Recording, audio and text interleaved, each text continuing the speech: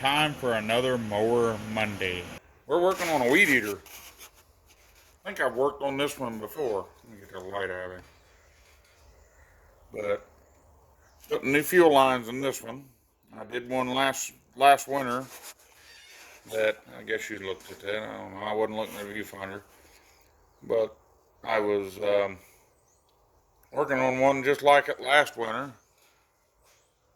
This one's a TBS 70 SS Troy-Bilt.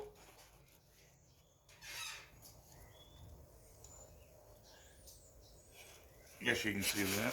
I don't know. Anyway, it ran good. It just started leaking fuel all of a sudden. Getting ready to sell it. I've got a TBS 65 Troy-Bilt, SS Troy-Bilt, that we worked on last year. I don't know if I had it on video or not, but I don't think I did. But the only difference between the two are this one's got the joint in it, so you can take the head off of it and put like a weed eater head, trimmer head, or a, yeah, I guess that's the same. Weed eater head, tiller head, blower head, stuff like that on it. The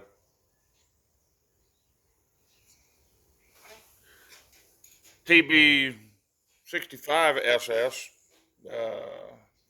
is a solid shaft, and I believe the TB 60 SS has got the curved shaft on it. I'm not sure. I haven't seen one, so don't quote me on that. But anyway, this one ran last year. The TBS 65 or TB 65. Why did I put the S in it? It fired right up. That's right here. But it got new fuel lines last year. I remember doing them, all but one, and it's holding. So this one needed them all. But yeah, even the gas that was in it, just 5 pulls and it was running. No fun in that one, but yeah, this one over here, it's you know, not,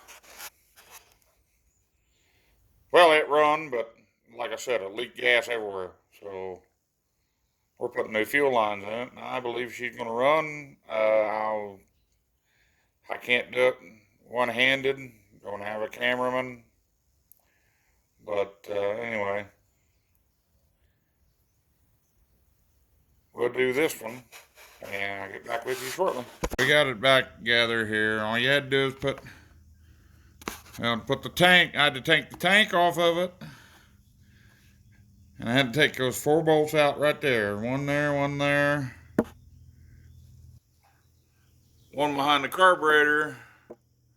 You can barely see in there.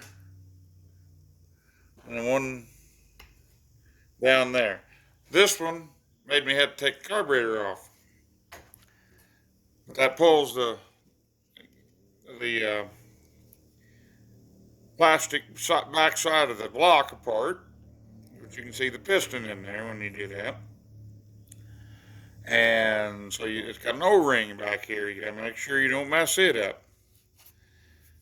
If you do, you have to replace it.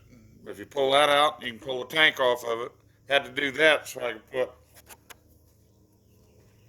those lines in there. This one is just a return. It only goes in for just far enough so it don't fall out. And the other one, there's the other end of it right there, which is that filter, the weighted filter.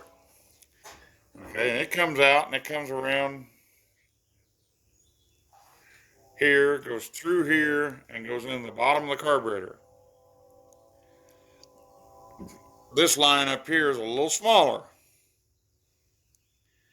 You could probably get by with a bigger line, but I'd rather have a tighter fit. And to make this fit the carburetor, which you had to have that thick line to go through here, you do one of two things.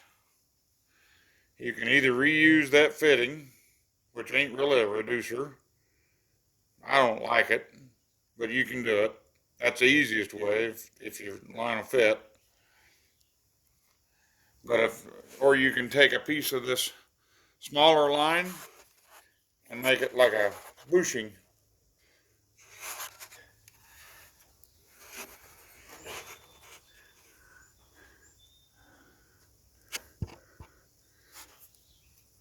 Right there. And focus. Make up the difference. Otherwise, that line could fall off. So if you make it like a bushing in there, it'll hold. I do it all the time, never had a problem. But you got to have that thicker line to go up through the carburetor or through the gas tank. Otherwise, it'll leak right there. Now, I did reuse the primer bulb on this one. It was good. It's still soft. It was just the lines that was hard to carb. Actually, they wasn't completely hard yet, but this line broke. It broke off inside the tank, so I had to replace it because it was just sucking air. But anyway, it ain't even, it's cracked right there too. There's what was wrong with it. Between that and it broke off. So it was hard. It was done. But I put new line in it, and I wished I had a way to hold you up. We'd start this thing. But I guess I'll just have to start it off camera, and you'll have to take my word for it. It's going to run. But, anywho, we got it back together. I'm going to pour some gas in it. That's what I use in all my 2-cycle. 40 to 1. I got some 50 to 1 over there for a tiller I got over there in that mess. But I just decided to go, you can put 40 to 1 in it, it ain't gonna hurt it. That's just a little bit more oil than 50 to 1, and it ain't gonna hurt a thing. These are usually multi-grade anyway. And by the way, when you do any type of small engine, don't say that high octane will hurt them. 92 octane. Engineered for 2-cycle engine. You see the weed eater, chainsaw, leaf blower, you know, the 4-cycle oil, or the 4-cycle fuel. It's the same way, but don't have oil in it. Also, if you like paying $20 a gallon for gas, that's why on my 4-cycle I do not use it unless you're going to be long-term storing it. It is good stuff. It's, you know, if you're going to use it in one of them generators like it's over there at the end of the lift, yeah, by all means. I mean, go to Terrell's YouTube channel. Terrell Fixes All. He done a test on it. The carburetor, after 18 months, looked brand new on the inside. It looked brand new. Straight gasoline, looked like somebody put Vaseline in it. All of them. It didn't matter if he treated it with Stable or even seafoam. All of them look like gel, and they quit running. But it wasn't the same brand as this, but it was the same kind. True Fuel, I think. No, it's True Fuel. What was his? I can't remember. But they took that engine because they was impressed with their own product. And wasn't so expensive, I would use it. But at $20 a gallon, of course, gas eventually probably going to get there. Never mind, I ain't going to get political there. But hope not. But yeah. Anyway, we're going to see if this thing will fire up. Bring it back in bed. Okay, well, that was a fail. Apparently, the carburetor's leaking. You know, the gas came out. It's already quit leaking because it's already empty. So I poured it in that. That one don't leak. Gas is expensive. So apparently, we got to go in, do a little work with the carburetor. It was leaking out of the bottom of the carburetor, coming right out of the intake right there. So we gotta go into this one. First, it didn't want to pump up. That told me right there the carburetor probably needs a diaphragm. So we're gonna go in. I don't know if I'll be able to show it or not. Again, I wished I had a cameraman. I could help you. I could show you. But hey.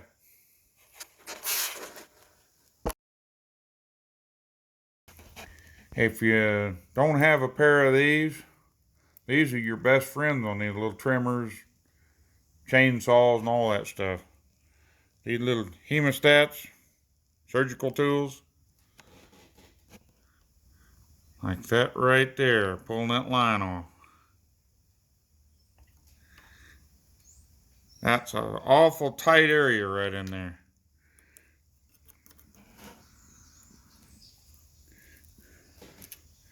Anyway, I need to hold the weed eater in one hand and do this with the other one. So got a little dirt in this side of the carburetor. Quite a bit of dirt, actually. I've done sprayed the screen, but I decided to stop and record it. That might be some of the reason why I ain't opened up the other side yet. But got my carburetor kits out of here. Hopefully I got the right gaskets. Looks like that valve right there is kind of turned wrong side out. And if you notice, the gasket is under that. You gotta make sure that's right, put it back together the right way. But I'd say that right there is 90% of our problem. Like that valve right there is shoved in, worked on this diaphragm. And it's pretty hard. So I'll bring you back if I see any more. Now, I don't have the little tool for that. I've lost mine. To set this needle, I went ahead and put a new needle in it.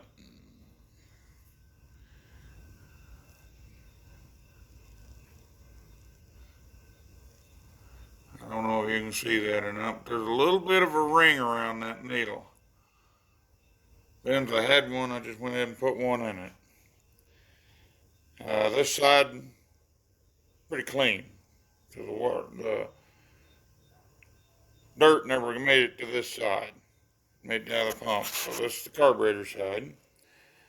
And now I got the, you gotta make sure when you do this, look at your old one. Which side was the diaphragm on? This one's hard as a carb.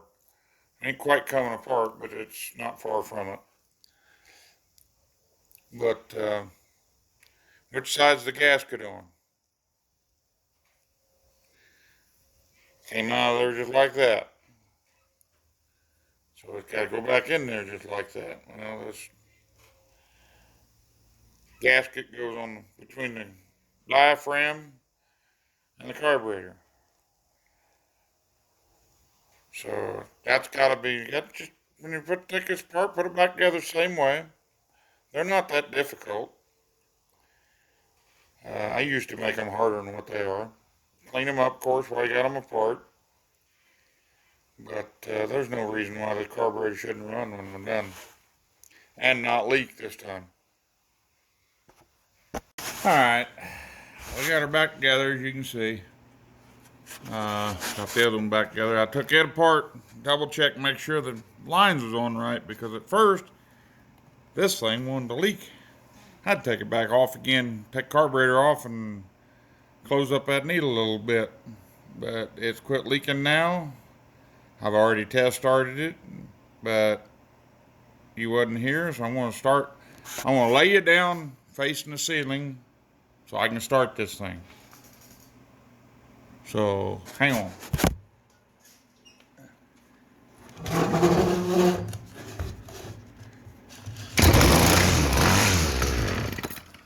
Whoop.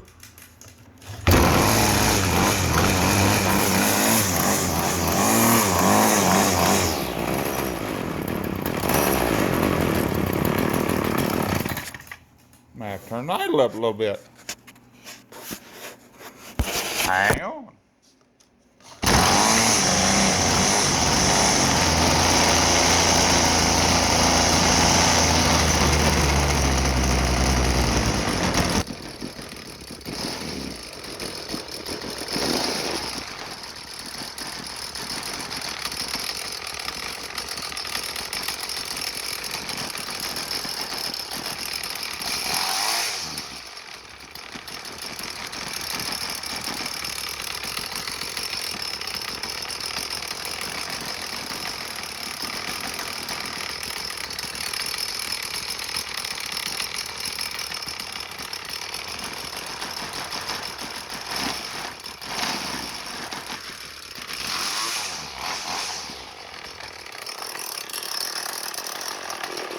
As you can see,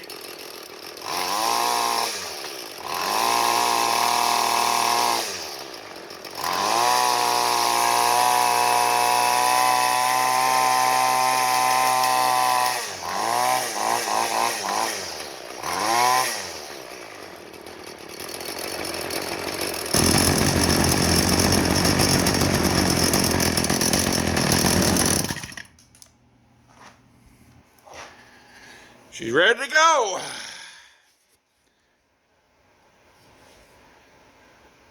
As you can see, she's ready to go. But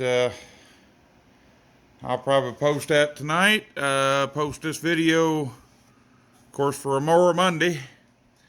So I guess that's been it for a Mower Monday. Thanks for watching. Please comment, rate, and subscribe. And by the way, I'm not dead yet. Had some heart issues. Been off the air for a while, but lost my job. My daytime job. So this is now my daytime job. Trying to get disability now. Because this, well, it took me about twice as long as it would before. Nobody's going to hire me to do this, and pay me every hour. Because let's face it, I work 15 minutes an hour. So if anybody from disabilities is seeing this, I'm not doing this quick. Okay, this was an all-day thing. And here comes another train. Every time I go to talk to y'all. But, it's, my day job's gone, so, and to be honest with you, I don't want it back. I've never so damn frustrated in my life. I can make more money here before I had my blood clot issues. I've got blood clots in my legs now. I've got blood clots in my heart. Had one in my heart, which caused me to have a mild heart attack. But the ones in my legs that keep going and coming, I ain't figured out yet why I'm getting blood clots. But hopefully that's sooner than later. Because when I stand too long, I pay for it. Friday I was up here at the shop. Didn't take time to get footage, but I started feeling it right about this time of day, which is about almost 9:30. So I've been up here since noon working on them two. That's all I've done today. So it's not like I'm hireable to do this. I mean,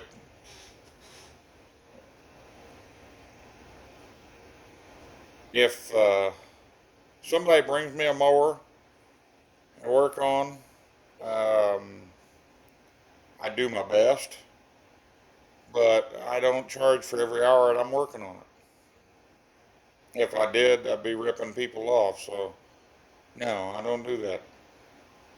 You know, if it's, I figure about 15 minutes to 20 minutes an hour. So, ugh, wow, getting chilly in here too. I can't handle the cold air anymore. But anyway, hopefully we'll get back on this Mower Mondays, and I thought about making this a Weed Eater Wednesday, but we'll keep it on Monday for now. Anyway, if I get the feeling better, I feel fine, but if I get the where I can work better and make enough money doing this, or get my uh, disability maybe, I can come up here and work a little bit even on disability, maybe enough to get out of Mower Monday. But anyway, this does it for a Mower Monday. I'm getting long-winded, and I will catch you later. I would say see you next week, but I don't know. I'm trying to get stuff done for this auction that's coming up. The 23rd of April. They've got an auction up in Kirksville for lawn and garden auction, their annual auction, and I'm going to be taking some stuff up there. Probably a couple of zero turns, and I'm hoping to have them running, but it's like I've got a grasshopper out there right now that I couldn't guarantee it. It may last 10 more years, but it may not last this season. It's old. It's got a lot of hours on it. It's in good shape. I mean, I wouldn't be afraid to use it, but then I work on them. So